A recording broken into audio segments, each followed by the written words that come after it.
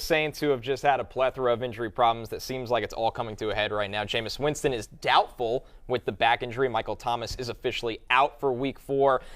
Putting those two guys away, what does this mean for Chris Olave playing now with Andy Dalton taking all the first-team reps this week? It's a glass half full, glass half empty kind of thing here, right? So on the positives here, we don't expect Michael Thomas to play. You know, Dennis Allen came out and already announced that he was not going to play. Yeah, he's out. He's officially been ruled out. So we expect a higher target share for Chris Olave. Having said that, those targets are coming from Andy Dalton, who is, dump off Dalton, right? He is not going to chuck it deep the way that Jameis has.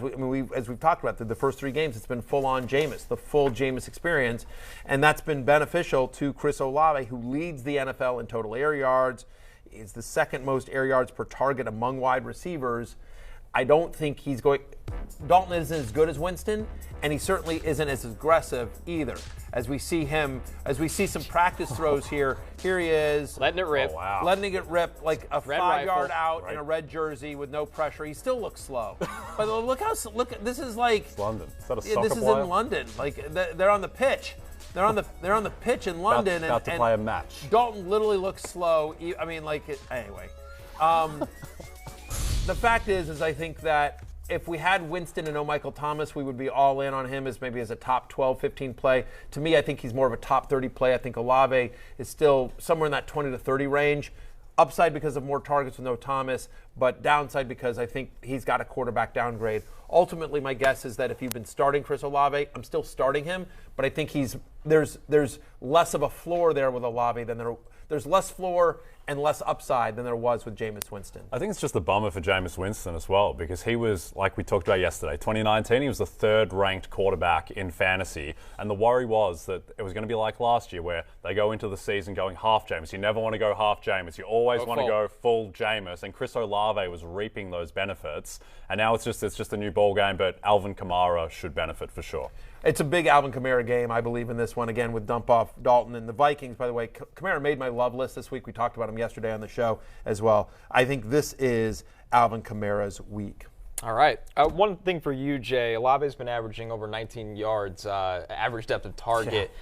We know that's coming down now. How does that impact his Rookie of the Year chase? Because he's kind of been in the thick of it. Yeah, he wants Jameis Winston back. There are too many good receivers. Drake London, who's basically the joint favorite with Olave. Your man, Garrett Wilson. Another of your guys I want to talk about later in the show, Breece Hall. Absolutely. He's very live for that as well. And yeah, he needs that depth. He needs Jameis airing it out. Otherwise, he's just another guy in the pack, a very talented pack. All right. But one thing we want to talk about here is we mentioned, if I'm in a deeper league and I need quarterbacks and maybe Winston gets waived because of this, I do think, again, so he's not playing this game against the Vikings on Sunday morning in London, sorry. But then think about this. Home to Seattle, home to Cincinnati, at Arizona, home to Las Vegas, home to Baltimore.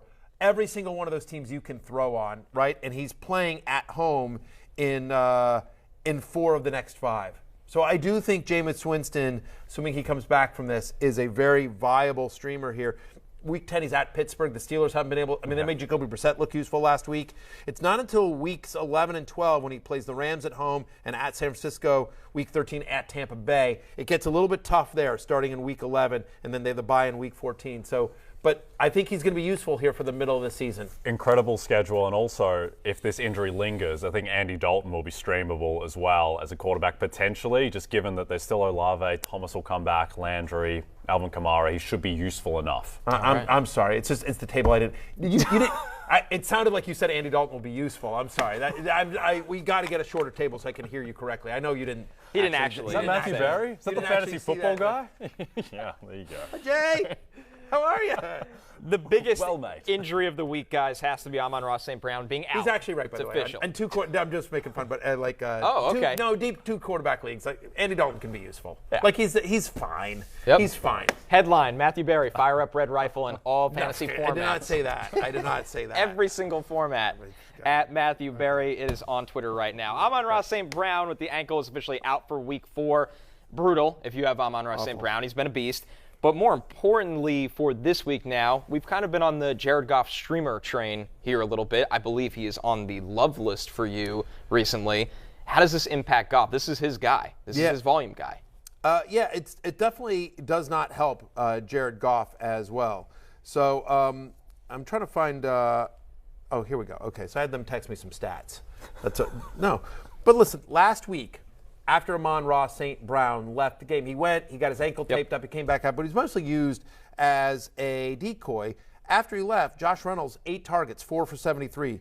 DJ Shark just 1 for 6 on 4 targets. TJ Hawkinson 2 for 13 on 3 targets. So if you are looking for a replacement wide receiver, also kind of a cheap play in DFS, I do think Josh Reynolds is useful this week against the Seattle Seahawks. Also remember, the Seahawks really struggle with a linebacker play. You can attack them with your tight ends. I think it's a big TJ Hawkinson week. Of course, no DeAndre Swift here, but certainly you don't love this. 43% of Jared Goff's touchdown passes so far this year have gone to our sun god, Amon-Ra St. Brown. So I think this is more. I think it's Reynolds, it's Hawkinson. Seahawks have allowed the 3rd most yards to opposing tight ends.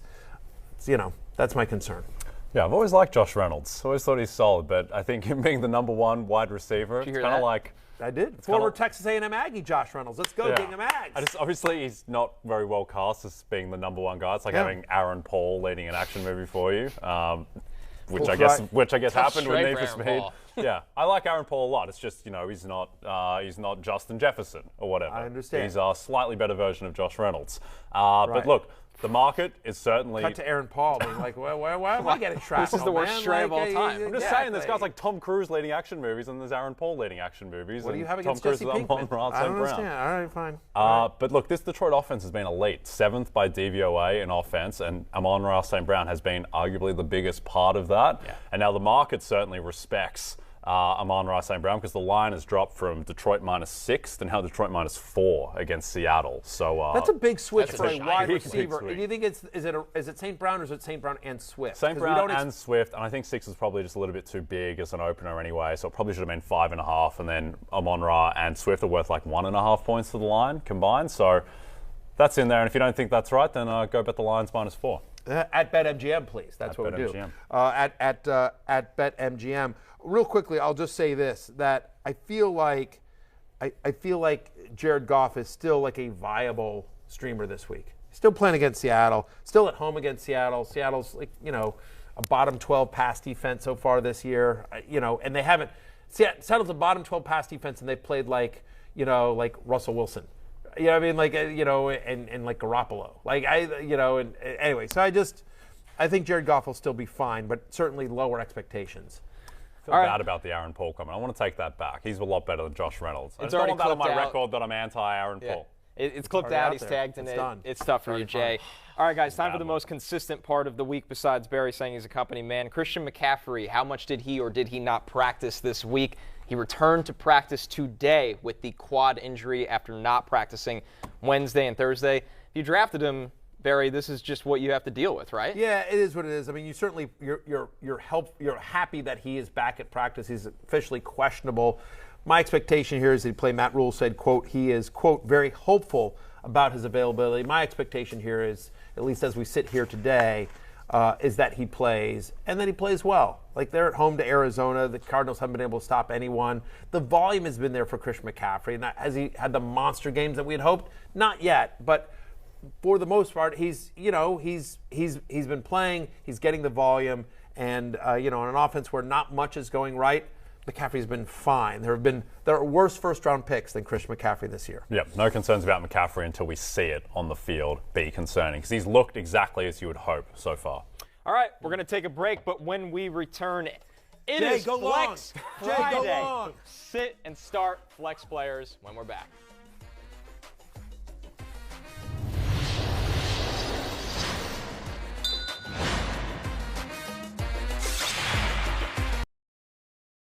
Hi, I'm Mike Tirico, and thanks for watching.